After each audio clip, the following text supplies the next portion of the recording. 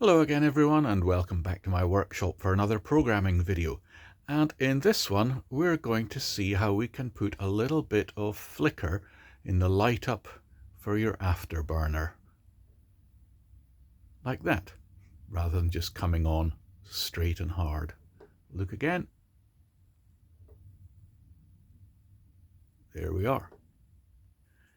So what I've got here is the Freewing F-104 Starfighter, and I have just recently bought and fitted Freewing's own afterburner light in there, which I got from Motion RC in Europe, but other brands are available. I believe a friend of mine has a lot of the RC Geek ones from the USA, and the Motion RC controller, sorry, the Freewing controller,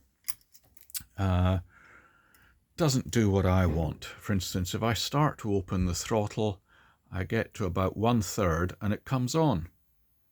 So if we have a look at the throttle stick, it's only way down here, about 1/3 of the way open.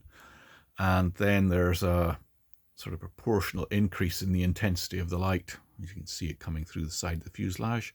I must put some more aluminium tape up in there.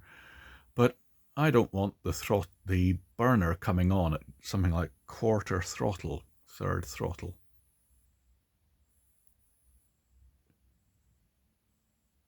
So what can we do about that? And can we introduce that nice flicker to it?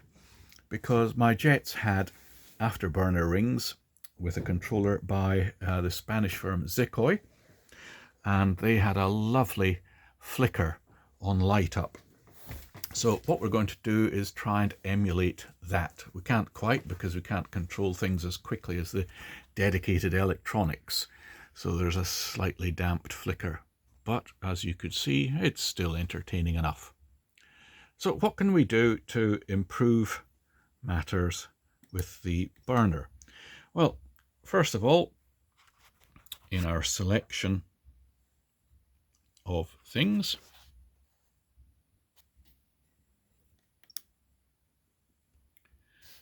to be able to control it, we need our own function and channel for it. So if we have a little look in here, turn the beeping down further, we've got an afterburner function. There it is. And it's assigned P4, which is the same stick as the throttle is on. And then, of course, we've assigned a channel to it. In this case, it's in channel 11. Now, the thing you would look at is going here, going to P4, and of course, it just defaults to being like this, nice, smooth, proportional control. What you could do, if you just want it to come on and off and do nothing more at a particular throttle point, is to cycle around the different styles. There we have just a single switch. Move the throttle up to there, for instance. Press this button and that will become the switch on point. Say OK to that. And now, if we have a look at this, I can open the throttle. See, I'm getting the throttle well open now. And it's not coming on until, bing, right at the end there. Last few clicks of throttle. And it's just on off. You don't get that slight increase in intensity that the controller was capable of giving us. But if that's all you want to do there, that's fine. Let's put that back to the original proportional. It's OK to that. And another thing you can do, if you just want it on off, but with a little bit of that change in the intensity that the controller was giving, we can go to fine tuning, the function curve, down to the burner. There we are, go into its curve, change it to a 3-point, move the center point down to 0, so there's no effect on the throttle. Oops, come back. And move it along towards the full throttle position. Using this button here, we can actually move the point along, put it there, so it's about 3/4 throttle. That's fine. So as I move the throttle, nothing will happen until we get to the 3/4 throttle point. Then it'll come on and you'll get that variability in intensity that it can have.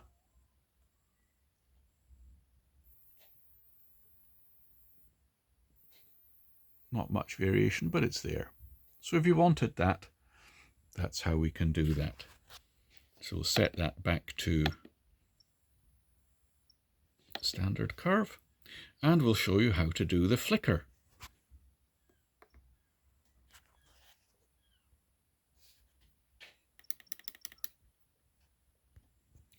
So for the flicker, we're going to use a sequencer. So we go to Advanced Properties, Sequencer. As you can see, I've already named Sequencer 1 Burner. Coming down into Advanced, called it Burner. We're going to overwrite the channel, which was channel 11, where I've got my burner.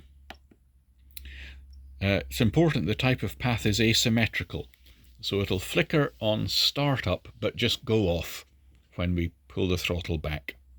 No cycling, and don't always finish the sequence. Okay, to that. Right, let's have a look at how we assign it.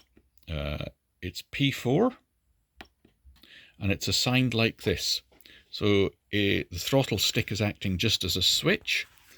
I have got it switching on at the 64% throttle point. So we move it up there, so about there. But you can adjust that point to be wherever you want, and that is where the burner will light up. You can probably see the reflection from it. Yeah. And start the sequencing. And this is where it gets interesting. So, with the burner off, throttle back, come along to time 0, press the plus button, and put in a value then at 0 seconds of -100. You can see the little dot there. So when it's off, it holds it locked at the -100, in other words, burner off.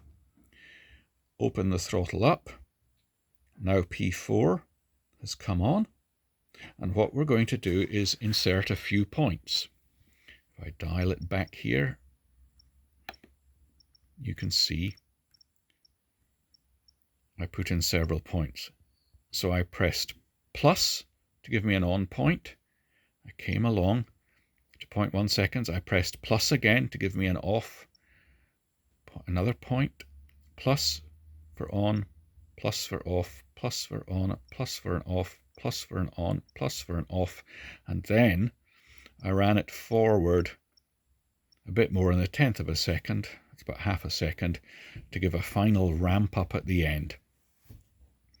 And each of these points at the on point, so the very first point, 3rd, 5th, 7th, 9th point are all values plus 100, and the bit that gives the flicker down here, so that's 0.1 of a second, 0.3, 0.5, and 0.7 seconds.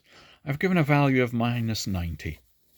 The reason being that the controller switches on at about -60%, or this particular Freewing controller does. You may have a different brand that comes on at a different point. And so I tried not switching it off, so just bringing the value down to -60, but it was a bit more sort of uppy downy rather than a good flicker. So we're going to -90. It just dips into trying to switch the controller off, but the controller has quite a bit of damping in it as well. But I found a full off value of -100. It looked far too much on, off, on, off.